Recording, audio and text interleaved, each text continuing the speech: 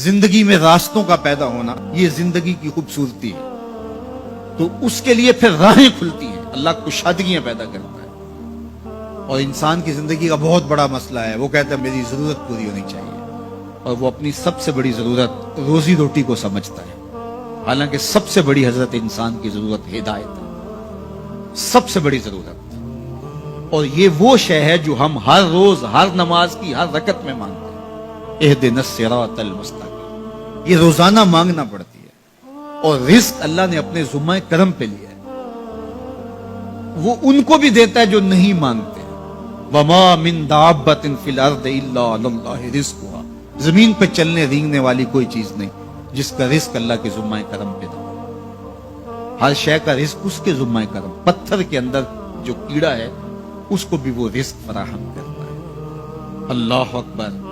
ہم تو کاروبار پہ جا رہے ہوتے ہیں، ہماری تو فیکٹری ہوتی ہے، ہماری تو ملازمت ہوتی ہے، دفتر جا رہے ہوتے ہیں اور ہمیں وہاں رزق ملنا ہوتا ہے، لیکن پرندوں کی تو کوئی فیکٹری نہیں ہوتی، ان کا تو کوئی دفتر نہیں ہوتا۔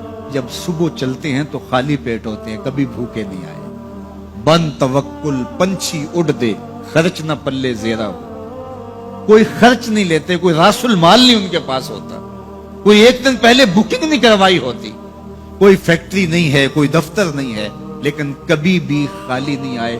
فرمایا اللہ پر توکل کرنے کا جو حق ہے اگر وہ تم ادا کرو تو وہ تمہیں ایسے رزق عطا کرے جیسے پرندوں کو عطا کرے۔ تو یہ بات ذہن میں رکھیے گا کہ رزق اللہ کا ذمہ کرم ہے، اس کے لیے ہمیں یہ حکم دیا ہے کہ ہم کاوش کریں، اس کے لیے راستے ڈھونڈیں، لیکن اس کو اپنے اوپر طاری کر لینا یہ دانشمندی نہیں ہے۔ تو اس لیے سب سے بڑی ضرورت حضرت انسان کی ہدایت۔ اب اگر تقوی اختیار کر لے بندہ تو پھر یہ سب سے بڑا مسئلہ جو انسان نے خود سمجھا ہوا ہے یہ خود بخود حل ہو جاتا ہے۔ وَمَن يَتَّقِ اللَّهَ يَجْعَل لَّهُ مَخْرَجًا، جو اللہ سے ڈرنے لگ جاتا ہے اللہ راستے کشادہ کر دیتا ہے۔ وَيَرْزُقْهُ مِنْ حَيْثُ لَا يَحْتَسِبُ، اللہ اس کو وہاں سے رزق دیتا ہے جہاں اسے گمان بھی نہیں ہوتا۔ یہ تقوی کا عملی نتیجہ ہے، اور یہ وعدہ میرا نہیں ہے، یہ وعدہ میرے رب کا ہے، اور اللہ کے وعدے سچے ہیں۔ یہ کسی مفکر نے، یہ کسی معاشیات کے ماہر نے نہیں بتایا کہ تم یہ کرو گے تو یہ نتیجہ ہوگا۔ ماہر معاشیات کے مشورے کو ہم قبول کرتے ہیں کہ یار اس نے معاشیات کو پڑھا ہے، اس نے جو بتایا ہے وہ اس کا نتیجہ وہی ہوگا۔ یہ جس نے معاشیات کو پیدا کیا ہے، جس نے رزق کو پیدا کیا ہے، یہ اس کا وعدہ ہے، اگر تم اس سے ڈرنے لگ جاؤ گے تو وہاں سے رزق دوں گا جہاں تمہیں گمان بھی نہیں ہوگا۔ تو یہ تقوی کا عملی نتیجہ ہے۔ تو اللہ کے محبوب علیہ الصلوۃ والسلام نے ارشاد فرمایا میں تمہیں تقوی کی وصیت کرتا ہوں، یہ تیرے تمام امور حیات کے لیے خیر و برکت کا ذریعہ ہے، تیری زندگی میں جمال پیدا ہوگا، حسن پیدا ہوگا، تیری دنیا بھی، تیرا دین بھی، تیری معاش بھی، تیری معاشرت بھی، سب میں خوبصورتیاں آ جائیں گی اگر تو اللہ سے ڈرنے لگ جائے۔ جو اللہ سے ڈرتا ہے پھر وہ کسی سے نہیں ڈرتا، اور اللہ سے ڈرنے اور اللہ سے محبت کرنے اور تقوی اختیار کرنے کا نتیجہ یہ ہوتا ہے کہ انسان پھر لا خوف علیہم ولا ہم یحزنون کی عملی تصویر بن جاتا ہے۔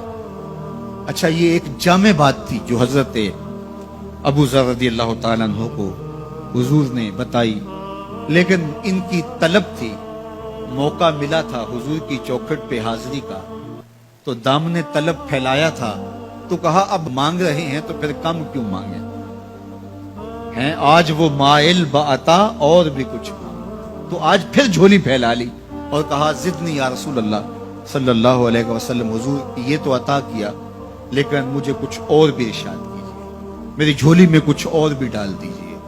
تو آقا کریم علیہ الصلوۃ والسلام نے ارشاد فرمایا علیک بتلاوت القرآن وذکر اللہ، میں تمہیں دو چیزیں بتاتا ہوں، ایک تو قرآن مجید کی تلاوت کو معمول زندگی بنا لو، اور دوسرا اللہ کا ذکر یہ اپنی زندگی میں اتار لو۔ جب تم قرآن مجید کی تلاوت اور ذکر الہی شعار حیات بنا لو گے تو آسمان میں تیری باتیں ہوا کریں گے، اور زمین میں تیرے لیے روشنیاں پھیل جائیں گی، یہ تیرے لیے زمین میں نورانیت کا سبب ہوگا اور آسمان میں تیرا ذکر پھیل جائے گا۔ قرآن مجید کی تلاوت، قرآن مجید کے ساتھ شغف پیدا کیجئے اور اپنی زندگی کو قرآن مجید کے ساتھ جوڑ لیجئے۔